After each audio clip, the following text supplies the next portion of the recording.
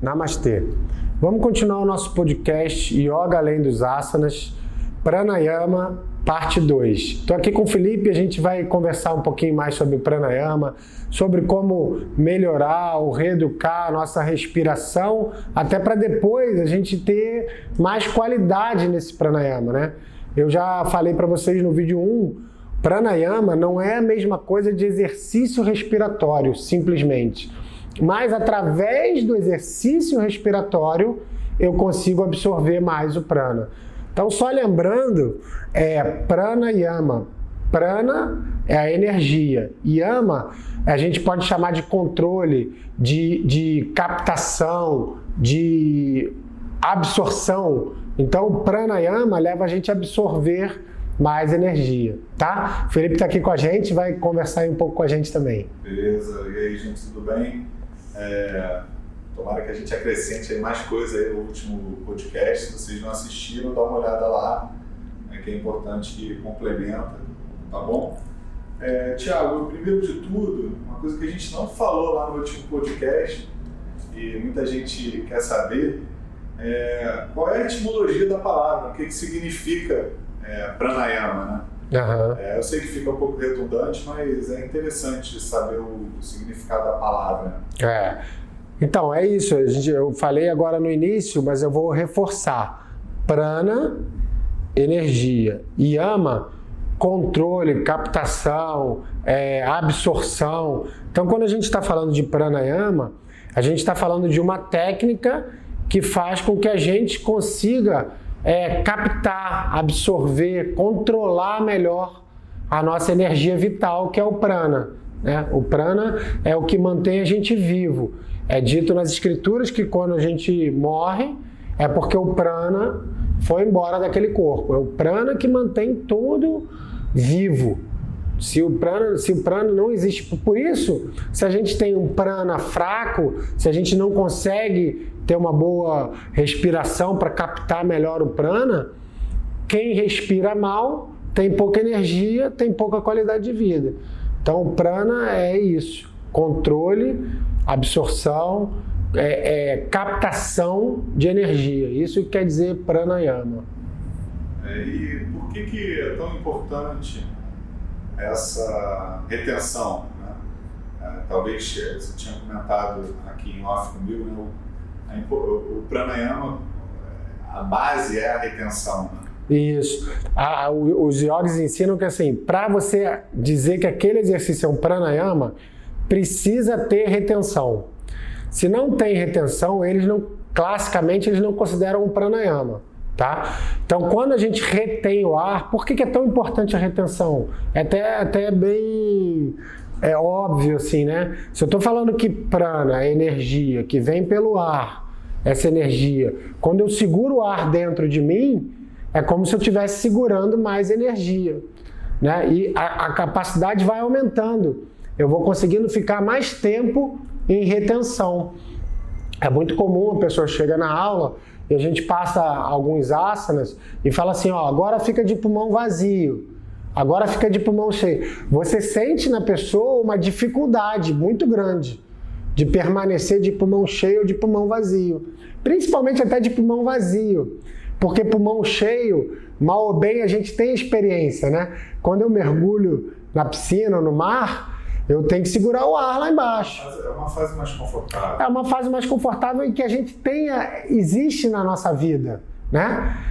Tá um cheiro ruim danado aqui na rua, a gente passa o cheiro ruim. O que a gente faz? Segura o ar, não é isso? Agora, pulmão vazio é uma coisa que quase que não existe na nossa vida. Só nos exercícios do yoga. Então, quando eu falo para a pessoa assim, solta todo o ar, fica de pulmão vazio, eu percebo que é muito difícil no início. Ela não tem essa cultura, ela não tem... Tá se afogando, né? Ela não tem essa ideia. Só que aos poucos, cada dia um pouquinho. E uma coisa que eu percebo muito, e todo mundo que fizer e praticar vai perceber, quando você retém de pulmão cheio, ou de pulmão vazio, mas principalmente de pulmão cheio, quando você retém o pulmão cheio, promove um silêncio interior, promove uma conexão quase que imediata, assim, com coisas mais transcendentes. Por quê? Porque não parece, mas a nossa respiração o tempo todo ela produz um ruído externo e interno. Você sente o corpo respirando, você escuta a sua respiração, mesmo que bem baixinho, mas aquilo está presente a vida inteira. Quando você para, é como se viesse um grande silêncio, sabe? É como se as coisas parem. E aí você sente uma sensação muito boa. E os yogis acreditam muito numa coisa muito interessante, né? Como a respiração ela é um processo que é voluntário e involuntário ao mesmo tempo, ou seja, a gente respira o dia inteiro e não percebe, você respira. Mas se você colocar atenção, você pode modificar o ritmo da respiração. Ou seja, se eu quiser, eu posso controlar. Mas existem coisas no corpo humano que, se for de uma maneira natural, né, na maioria, a gente não controla. Por exemplo, batimentos cardíacos, pressão sanguínea, isso tudo não está sob o nosso controle. Mas é dito que yogis avançados aprenderam tanto a controlar a respiração que eles acessaram lugares que se permitem controlar também o que teoricamente seria incontrolável, que seria impossível.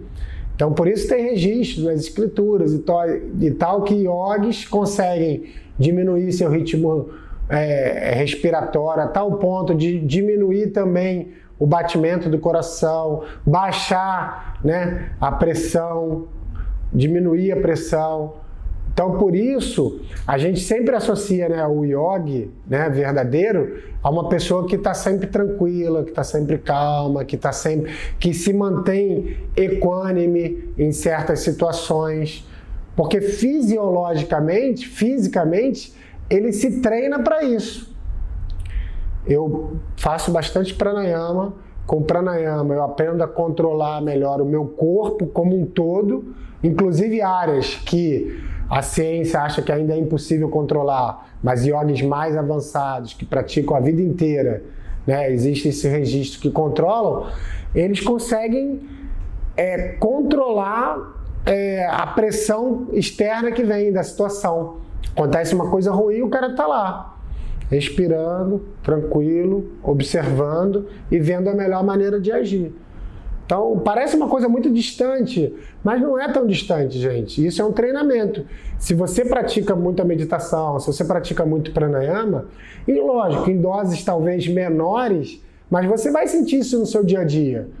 Uma pessoa te dá uma fechada no carro, antigamente você queria discutir, antigamente você ficava irritado.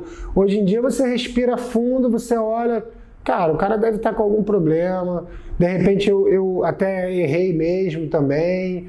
Deixa passar, entendeu? Deixa passar. Isso em qualquer situação, numa discussão, marido e mulher, pai e filho. As fases evolutivas do trânsito, né? O trânsito é um bom lugar pra gente se colocar à prova. Você começou a fazer pranayama. Ainda você não sai do carro nem abre a janela, né? Depois para de tocar a buzina, depois começa a entender que o outro... E isso é engraçado que a própria vida, né, vai te ensinando, né? Isso também é uma coisa interessante, né? Quando a gente é jovem, lá 18 anos e tal, o cara fala um desaforo, você quer partir pra briga, né? Muita gente é assim, ainda mais homem, né? Criado nessa cultura de que tem que ganhar, de que tem que ser macho, que homem não chora, né? O cara te xinga, você quer partir pra luta física, né? Só que, assim, quem pratica yoga tem essa vantagem, talvez, de tentar amadurecer, ganhar uma maturidade, né, um controle emocional mais cedo. Mas a própria vida, né? Você vai ficando mais velho, você tem filho, você tá ganhando mais idade. Cara, você não vai sair querendo brigar com todo mundo, você vai perceber, cara, pô, deixa passar, né? O cara deve estar nervoso. Aí é o que você falou, são fases, né? Antigamente você saía pra brigar, depois você xingava. Pô, vamos para aquele lugar. E depois você vai xingar, você prende na língua, né? Tipo assim, vai sair o palavrão, você segura. E depois você nem pensa mais no palavrão, você pensa assim, cara, o cara tá num dia ruim, de repente tá com algum problema sério, deixa passar, não vale a pena. Mas o yoga, como eu falei, com essa questão do treinamento do pranayama, da meditação, isso pode ser muito mais forte na nossa vida e não depender tanto da idade cronológica, né? digamos, um jovem que tem 18 anos, que pratica há muito tempo yoga e meditação, talvez já com 18 anos ele consiga parar e pensar assim, cara, não vale a pena eu discutir. Canalizar melhor. Canalizar, tirar aquele momento e ver assim, cara, a vida vai ter esses desafios. Vale a pena eu me estressar com isso tudo? Vale a pena eu perder minha calma? Vale a pena eu me colocar em risco? Né? Porque a pessoa que parte por uma briga está disposta a qualquer coisa, né? Pode se machucar muito feio. E tem outras consequências também, por exemplo, o jovem perde o foco das coisas, das escolhas, né? Então, se a pessoa pratica o pranayama, acredito que não, ajuda. Ajuda a ficar ali no foco, né?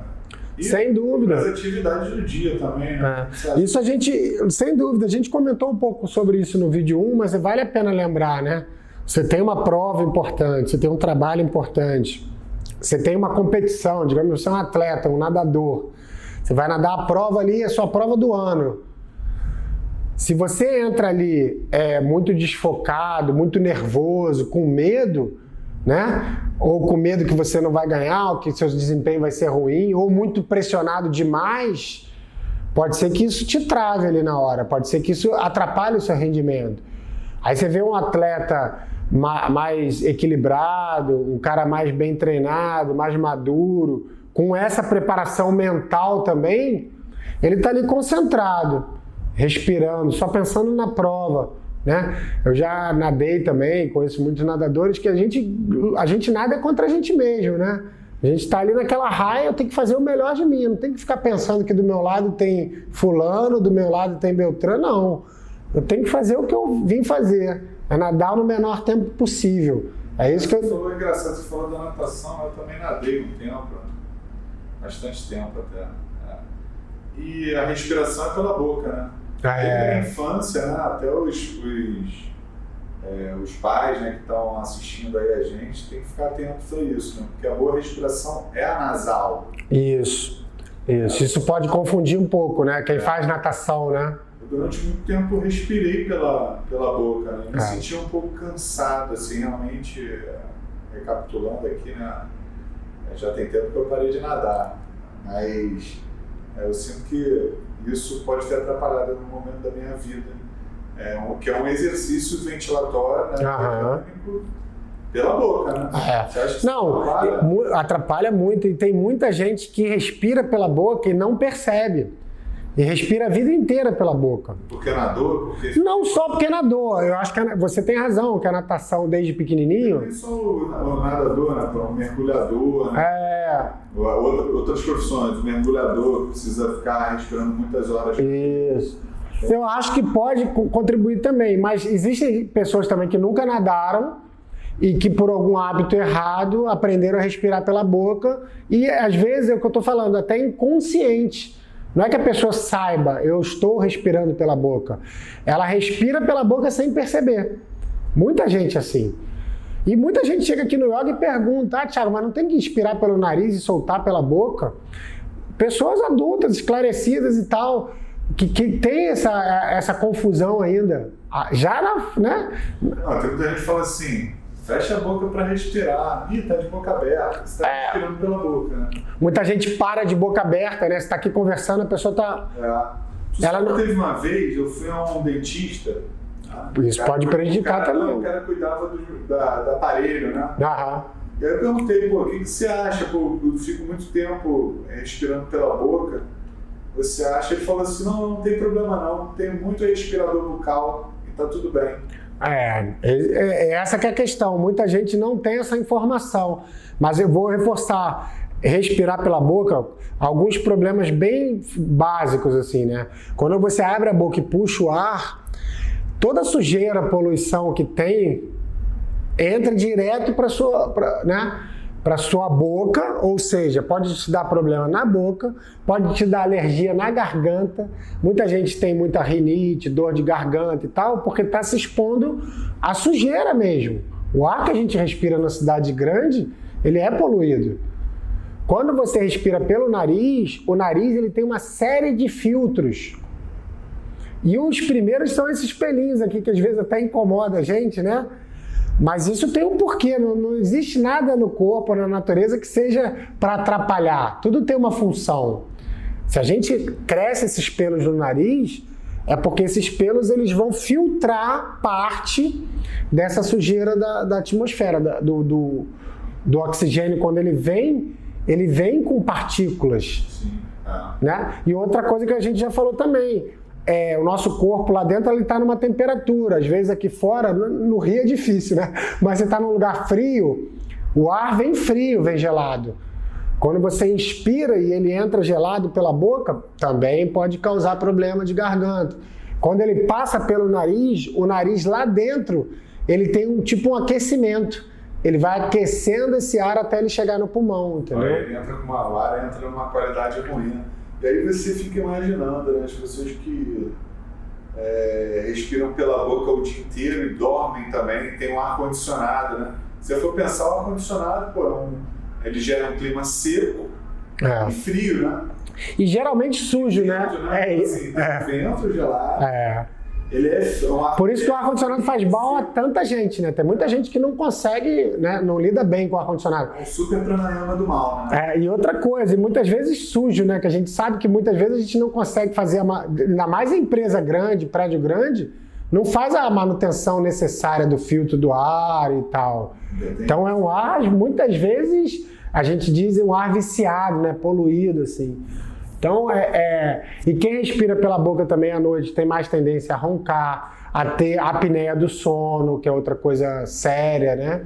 Então, a gente deveria sempre tentar reaprender a respirar pelo nariz, né? E reaprender a respirar é uma coisa muito importante também. Parece uma coisa até errada, né? Falar isso. Como assim, Thiago? Reaprender a respirar? Todo mundo respira. Fala em aprender a respirar, inclusive era até a próxima pergunta, né? Como corrigir essa respiração que está ruim, deficiente? Então, quer ver um exemplo? Quando eu falo reaprender, dá essa estranheza, né? Mas é isso mesmo, porque a gente, quando é pequenininho, a gente sabe respirar bem. Aí, por uma série de emoções, bloqueios, dificuldades, a gente vai travando a nossa respiração. Quer ver uma coisa que é muito importante no nosso sistema respiratório? É o diafragma. Muita gente nem sabe desse músculo, né? Mas o diafragma fica mais ou menos aqui, ó. Ele protege o pulmão e protege os outros órgãos. Olha que legal. Ele é tipo uma capa, assim, tipo um guarda-chuva, sabe? Então, o diafragma, como é que a gente respira? Esse diafragma abaixa e o ar entra. É por pressão. Você abaixa o diafragma e o ar é puxado para dentro. Só que, como hoje em dia, por estresse, ansiedade, muita gente tem a respiração que a gente chama respiração só do peito aqui, ó, respiração alta, ou a gente chama também respiração superficial, ou seja, respiro só aqui em cima, ó, né, aquela coisa do bufar. O diafragma, que é um músculo, ele vai perdendo força, ele vai perdendo musculatura mesmo, e ele vai paralisando. Então, o que acontece? Você não usa o diafragma, você respira pior. Você respira pior, também não usa o diafragma. E vai virando um ciclo vicioso, ruim, né? Vai causando danos na gente. Então, uma das técnicas que a gente ensina é aprender a soltar o diafragma, a relaxar mais o diafragma, né? E a voltar a ter uma respiração que a gente chama de completa, que é começando lá no abdômen, costela, peito, né? A gente usa essas 3 etapas. Então, quando eu inspiro, o abdômen vai um pouquinho para fora, bem pouquinho. Por que o abdômen vai para fora? Porque o diafragma ele tem que abaixar. E para o diafragma abaixar, ele precisa de espaço. Então, você relaxa um pouquinho o abdômen para dar espaço. O diafragma abaixa, o ar entra no abdômen, vai preenchendo as costelas, o tórax, depois vai subindo para o peito. Essa seria a respiração mais natural e mais benéfica para a nossa saúde. Uma respiração que a gente chama respiração completa. Abdômen, costela, peito, tá? Então, reaprender a respirar é muito importante, que a gente já falou aqui várias vezes e vale a pena reforçar. Respiração é saúde. Respiração é qualidade de vida. Se eu respiro mal, provavelmente eu vou ter alguns problemas de saúde. E a troca gasosa também, se você for pensar na mecânica ventilatória, não acontece mais na base do pulmão mesmo, não é isso? Isso. E quer ver, isso aí, a gente precisa aprender também a esvaziar melhor o pulmão, para quando preencher com o oxigênio, não fique nenhum espaço preso ali dentro. Isso a gente chama de ar residual. Muita gente acredita que quando você tem asma, por exemplo, o que a gente aprendeu e a gente entende, né? Tem falta de ar. Mas não é bem assim. A asma, muitas vezes, é excesso de ar. Olha que coisa interessante. O que acontece? Você tem um ar residual no pulmão. Aquele ar está preso ali, como se fosse um ar velho, cansado ali dentro, porque você não consegue expulsar ele. Quando você vai encher com oxigênio limpo, novo e tal, ele esbarra naquele ar preso. E aí você tem a sensação de que você não conseguiu inspirar tudo. Aí você inspira de novo. Aí você inspira de novo. Aí dá a sensação de falta de ar. Mas não é que é falta de ar, é porque tem um pedaço ali do seu pulmão que você não está usando. Ele está meio que bloqueado. E isso é muito interessante. Por exemplo, eu mesmo, quando eu era mais novo, eu tive algumas crises de bronquite por alergia. Por exemplo, eu lembro que eu tinha muita alergia a cheiro muito forte de tinta. Tinta mesmo, de pintar parede, assim.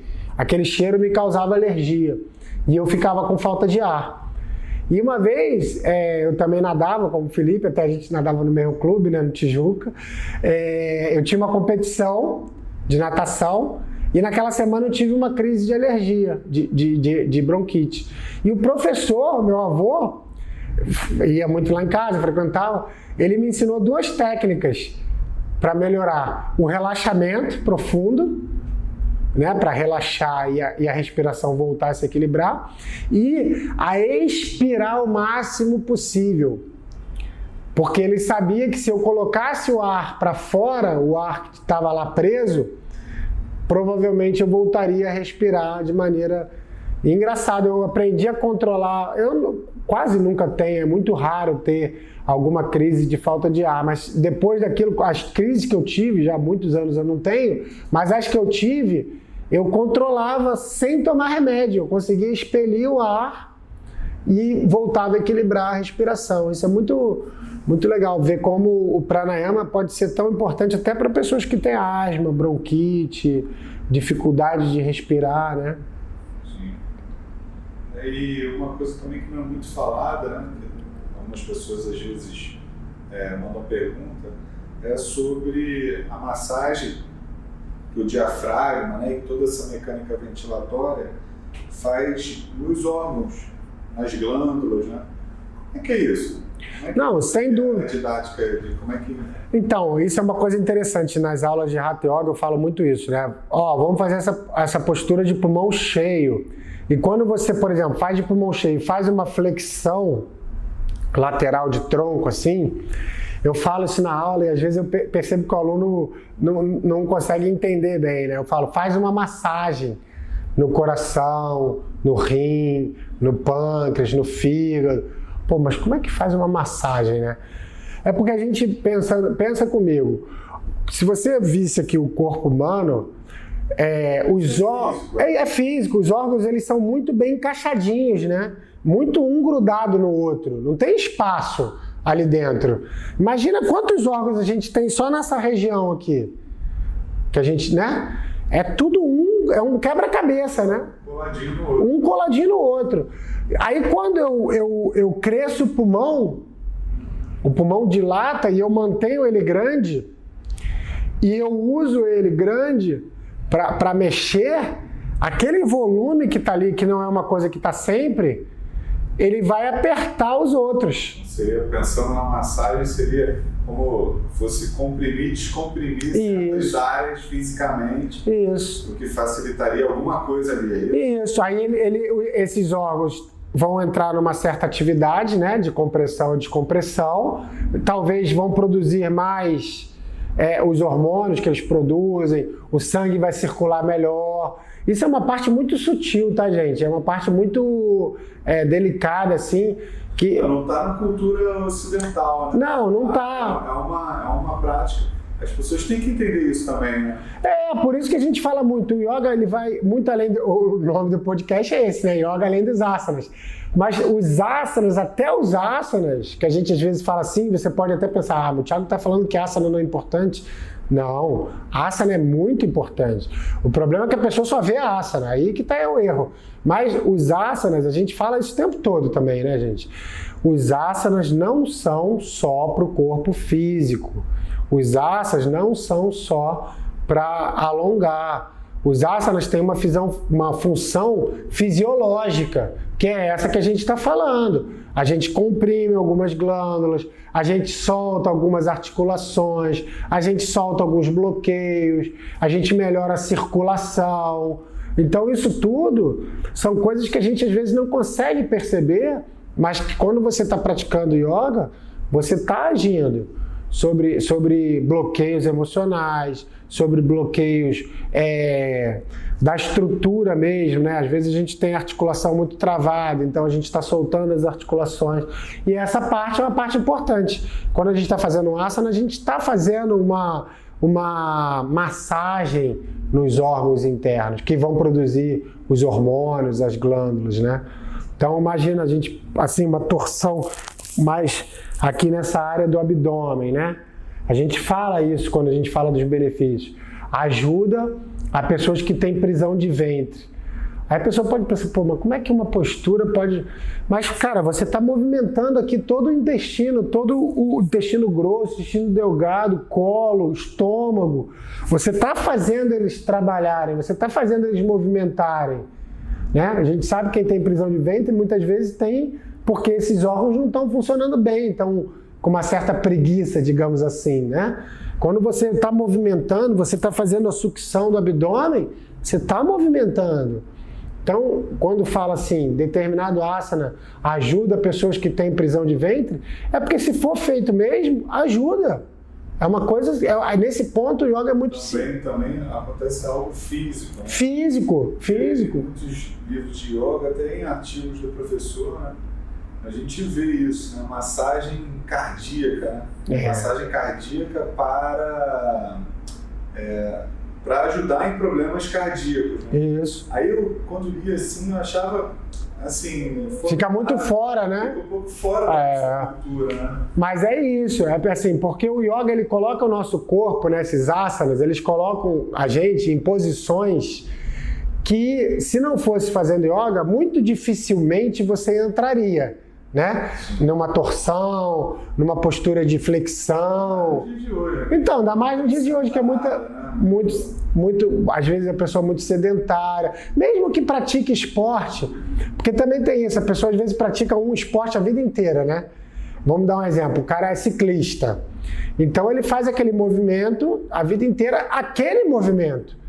Mas ele não faz uma extensão da coluna, ele não faz uma torção da coluna. É totalmente diferente o movimento. Que é todo dinâmico, o sangue, se você for pensar, tá bombeando ali o coração. Não, é mais isso. Você, quando está as posturas de yoga, elas são... O que eu digo é que isso, e o que eu digo é que elas abrangem uma área muito maior, né? De posições e de... até de partes do corpo que a gente trabalha, né? Eu sempre falo, é muito comum uma pessoa começar a praticar yoga e assim, no primeiro dia falar assim, pô, Thiago, eu senti um incômodozinho aqui na musculatura da coxa, um incômodozinho no joelho, na virilha. E eu sempre falo assim, olha, vamos observar. Se for uma dor que a continuidade da prática vai aumentando, é bom a gente ver com calma, talvez fazer um exame. Agora, se é aquela dor que você sentiu no primeiro dia e que ela foi diminuindo, muitas das vezes era uma parte do corpo que você não usava. E aí, quando você coloca em uso, é natural que você sinta algum desconforto, né? O que eu acho mais curioso é isso, a respiração em geral é isso, respira, se acalma. O pranayama, como ele altera a frequência mental. Né? E um artigo aqui do professor, vou até ler aqui, tá bom?